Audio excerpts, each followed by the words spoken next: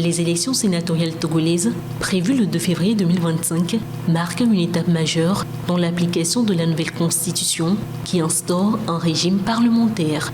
Toutefois, cette réforme, supprimant l'élection présidentielle au suffrage universel direct, suscite des controverses. Le scrutin prévoit l'élection de 41 sénateurs par des grands électeurs et la nomination de 20 autres par le président. Si plusieurs partis d'opposition, comme l'Alliance nationale pour le changement ANC, les Forces démocratiques pour la République FDR et la Dynamique pour la majorité du peuple DMP, ont décidé de boycotter ces élections, d'autres formations politiques ont opté pour une stratégie différente. L'Union des forces de changement UFC et le mouvement patriotique pour la démocratie et le développement MPDD ont confirmé leur participation, arguant que le boycott n'est pas une solution durable pour faire avancer la démocratie. Les partis engagés espèrent influencer le nouveau Sénat, principalement composé de représentants locaux qui joueront un rôle clé dans l'adoption des lois. Pour eux, ces élections représentent une opportunité de peser dans les débats politiques et institutionnels. Du côté des partis boycotteurs, on dénonce un processus électoral biaisé, l'absence de conditions favorables à des élections libres et une réforme jugée antidémocratique. Les dépôts de candidatures qui se clôturent le 23 décembre précèdent le début de la campagne électorale le 17 janvier. Ces élections sénatoriales, organisées dans un climat de division politique, illustrent les défis du Togo dans sa quête démocratique. Si certains y voient une chance d'instaurer un système parlementaire plus inclusif, d'autres craignent qu'elle ne renforce les déséquilibres existants. Dans un récent rapport intitulé « Analyse de la dette de l'Afrique vers une solution viable et durable », l'Assemblée générale des Nations unies exposait comment les pays africains dépensaient plus sur le service de la dette que sur le financement des politiques publiques telles que l'éducation et la santé. Ce rapport vient confirmer le manque de mécanismes africains de stabilité financière. Il y a de cela 3 ans, la Banque africaine de développement BAD a entamé un travail sur un mécanisme africain de stabilité financière, un dispositif visant à refinancer la dette africaine à des conditions plus favorables et à réduire la dépendance aux créanciers privés. Selon le rapport, sur les marchés internationaux, les pays africains payent 5 fois plus d'intérêts sur leurs dettes. Cette situation est due au fait qu'au cours de la pandémie de Covid-19, le marché international des emprunts a été restreint aux pays africains. Ainsi, pour faire face aux urgences de la pandémie, seuls les marchés privés des capitaux étaient restés ouverts aux pays africains, et ceci avec leurs conditions. Lors d'une session de l'Union africaine consacrée aux finances et à l'intégration économique à Abuja, M. Kevin Chika Oruma, économiste en chef par intérim et vice-président du complexe de gouvernance économique et de gestion des connaissances, a montré que le basculement vers les financements privés, bien que porteur d'opportunités, se traduit par une explosion des coûts pour les pays africains. En 2023, 49% de la dette africaine était détenue par des créanciers privés. Depuis 2010, la dette publique africaine a augmenté de 170% et 20 pays sont aujourd'hui en situation de détresse.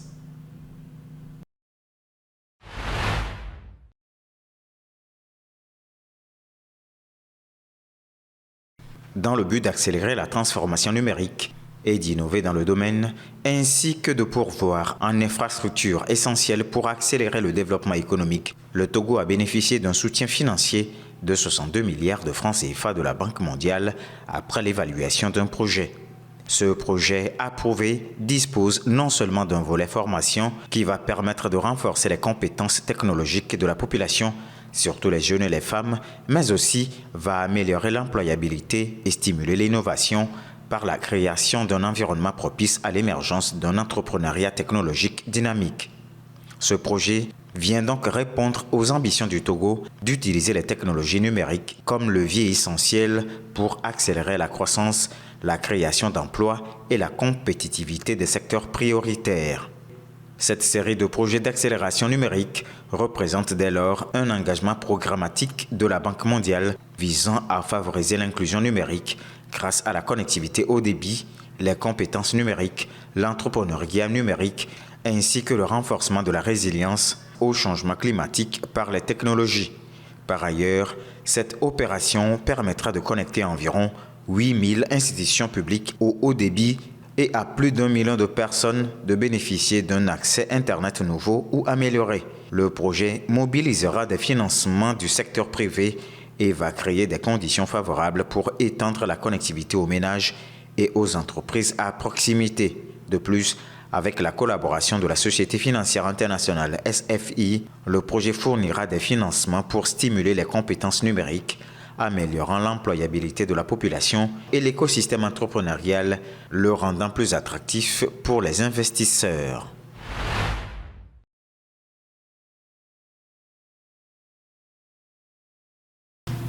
Au Togo, l'évolution dans les énergies renouvelables est sans cesse croissante. En réalité, au milieu de l'année 2023, la part des énergies renouvelables dans le mix énergétique du Togo était de 35%.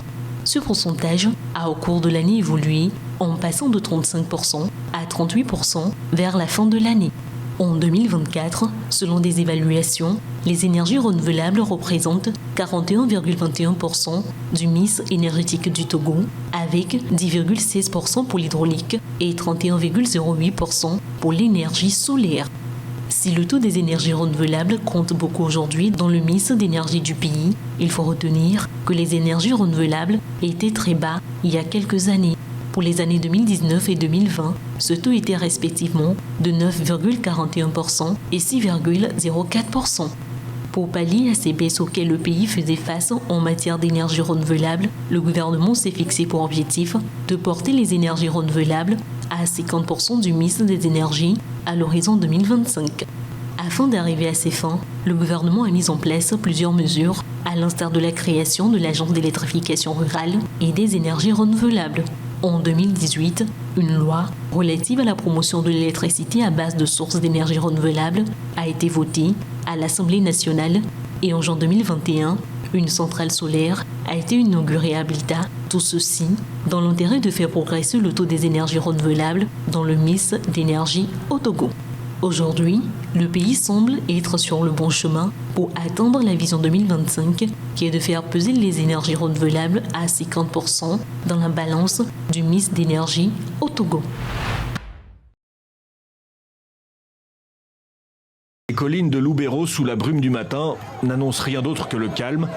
C'est pourtant tout le contraire qui se dessine autour de cette ville de 100 000 habitants du Nord Kivu. Dans ces rues boueuses, les militaires se pressent et ce n'est pas bon signe. Ces soldats de l'armée congolaise se sont retirés du front. Relégués parmi les civils après des défaites contre les hommes du M23, les rebelles s'approchent à quelques dizaines de kilomètres à peine. Les FARDC se positionnent partout en ville et la peur s'installe parmi la population. Peur des rebelles, peur de la guerre et peur de sa propre armée. Les pillages nous font énormément souffrir et ceux qui nous pillent sont nos militaires. Nous n'avons rien à dire car d'un côté nous avons peur du M23 et de l'autre nous avons peur de nos militaires. Nous ne savons plus quoi faire, nous ne savons plus où nous réfugier. En reculant, l'armée est donc accusée de piller. Des soldats laissés à l'abandon par leur chef, comme le pense une partie des habitants, qui voient donc arriver les rebelles du M23 dans les prochains jours. La population vit dans la crainte, la peur au ventre. Vraiment, on ne sait pas comment se comporter parce que j'estime que la plupart des gens ont déjà emballé la valise, parce que du coup, du moment que ça peut taper et tout le monde s'enfuit. Donc nous sommes dans la peur, ça c'est vrai. Le chef de l'État, Félix Tshisekedi, a modifié l'ensemble de son état-major, comme dans un geste urgent de défense d'une patrie en danger. Mais de nouveaux chefs militaires suffiront-ils pour bloquer le M23 ? Un peu plus au nord, sur la route nationale de ce Nord Kivu, dans les faubourgs de la grande ville de Butembo, les supplétifs armés, les fameux Wazalendo, n'ont plus vraiment confiance en leurs soldats. Ils vont prendre les armes, mais la stratégie devient floue. La complicité avérée, on sait, de notre armée qui nous a poussé, nous résistants, de créer des replis stratégiques. Mais je peux vous rassurer que quelle que soit l'avancée de l'ennemi, mais nous allons résister et nous sommes en train de nous préparer pour voir comment barrer la route à l'ennemi. Le M23 a mené une offensive ces derniers jours, alors que le sommet prévu à Luanda en Angola, entre chefs d'État rwandais et congolais, et le médiateur angolais de l'Union africaine, avait été annulé dimanche dernier. C'était un mauvais signe pour une fin des hostilités et un accord de paix. Mauvais signe qui se confirme sur le terrain.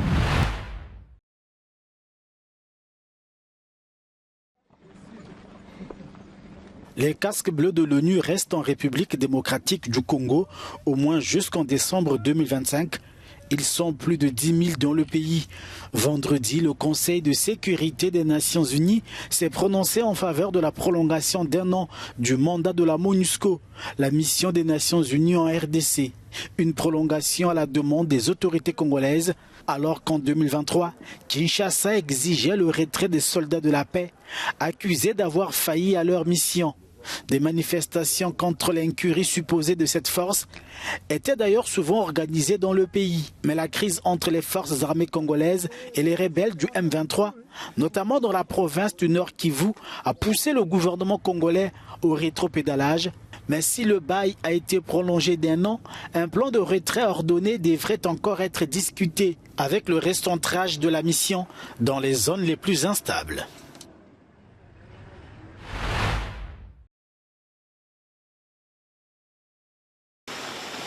La République démocratique du Congo remporte une bataille juridique face à Apple. Le géant américain de l'électronique a indiqué cette semaine avoir enjoint ses sous-traitants de suspendre l'approvisionnement en étain, tantale, tungstène et en or en provenance de la RDC et du Rwanda.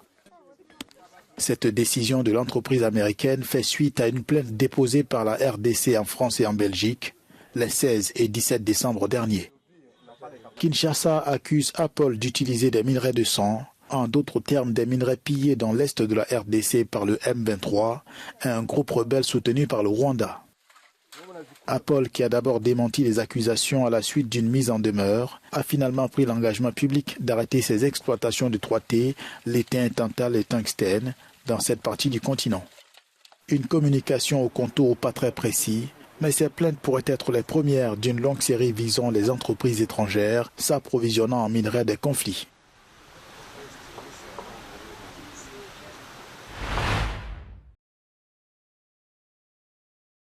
Pour elle, cette séance de visionnage est plus qu'une première.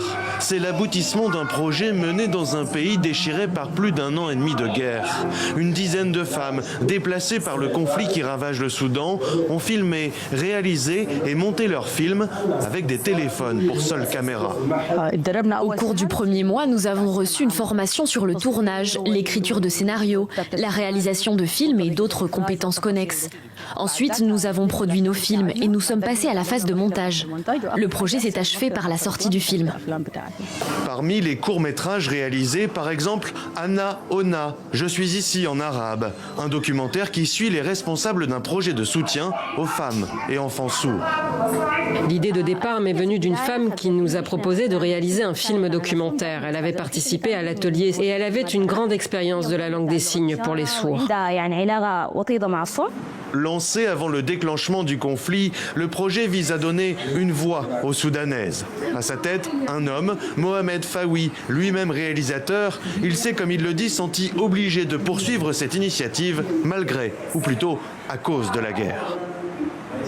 L'approche la plus appropriée était de créer un projet spécifiquement destiné aux femmes, vu que la majorité des participants à nos ateliers étaient des femmes et que la plupart des sujets abordés tournaient autour de leurs problématiques. C'est ainsi qu'est né le projet Cinéma pour filles, qui a été accueilli avec enthousiasme dès le début. À Port-Soudan, nous avons formé avec succès 11 femmes cinéastes.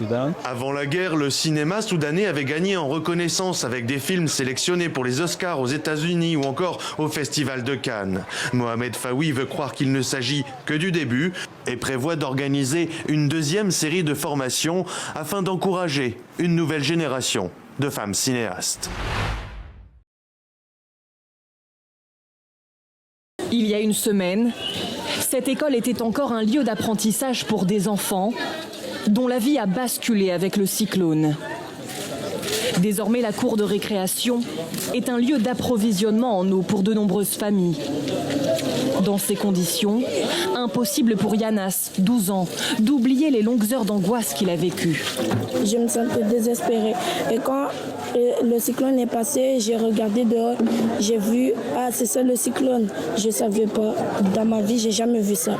Le plus difficile pour lui a été d'être loin de sa grand-mère. Alors il est sorti, le cyclone à peine passé. Le vent me poussait, mais j'ai dit, je dois y arriver, je dois voir mamie, je dois voir ma mamie. et ma soeur et mes cousins. Donc je suis allée vite et j'ai retrouvé ma mamie. Je lui ai fait un gros câlin. Le courage de ces enfants dépasse largement leur âge. À 14 ans, Moulaïda a trouvé refuge avec sa famille dans cette salle de classe. C'est ici qu'on dort avec moi et mes frères. L'abri est solide, mais ici les conditions d'accueil restent précaires. On ne se sent pas bien parce qu'ici on n'est pas en sécurité. Parce que quand on dort ici, il y a des voyous, ils viennent, ils ne frappent pas, ils rentrent, ils viennent fouiller les affaires. Elle est pourtant coincée ici, car le bidonville où elle vivait est entièrement détruit. Nous, les gens qui font les maisons en tôle, c'est parce qu'on n'a pas les moyens d'acheter les bétons pour faire les maisons. Si j'avais des pouvoirs, je voudrais que toutes les maisons là deviennent, qui se lèvent et qu'il n'y a plus de cyclone. Privés d'insouciance, pour l'heure, ces enfants n'ont qu'une seule chose en tête, la peur qu'une telle catastrophe puisse se reproduire.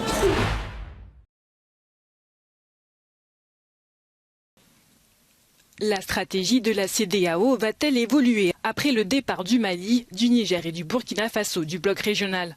Cette décision soulève de nombreuses questions sur l'avenir de l'organisation. Ces pays sous régime militaire dénoncent l'incapacité de la CEDEAO à les soutenir face à leur crise sécuritaire. Je pense que les menaces et les ultimatums ne peuvent pas aider à faire revenir ces pays. Ce sont des pays très importants pour l'économie et la sécurité de la région. Il est donc nécessaire de trouver un compromis et des moyens plus diplomatiques pour les ramener au bercail, au sein de la famille.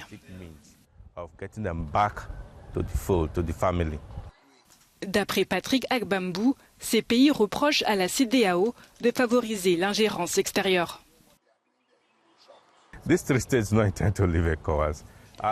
Ces trois États n'ont pas l'intention de quitter la CEDEAO. Ce qu'ils essaient de faire, c'est une révolution extrême, parce qu'ils estiment que certains pays extérieurs au continent contrôlent leur économie, leur politique et tout le reste. Ils ne veulent plus de cette situation. Ils pensent qu'ils utilisent la CEDEAO pour leur tordre le bras, les faire chanter. C'est ce qu'ils croient. Ils croient fermement que plus la CEDEAO continuera dans cette voie, plus ces gens résisteront à ces tentatives. Patrick Agbambou estime que les sanctions économiques et les menaces militaires n'ont fait qu'aggraver les tensions.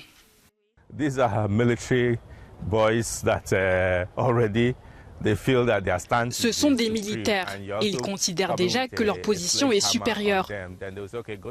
Si vous arrivez avec une approche brutale, ils répondront « Très bien, faites ce que vous voulez ». Au fil des ans, on a vu qu'ils tiennent bon malgré les menaces d'intervention militaire. Vous ne pouvez pas simplement entrer et commencer à bombarder les populations. Les menaces comme la fermeture des frontières par le Nigeria, les boycotts ou encore la coupure de l'approvisionnement en énergie font partie des erreurs commises par la région.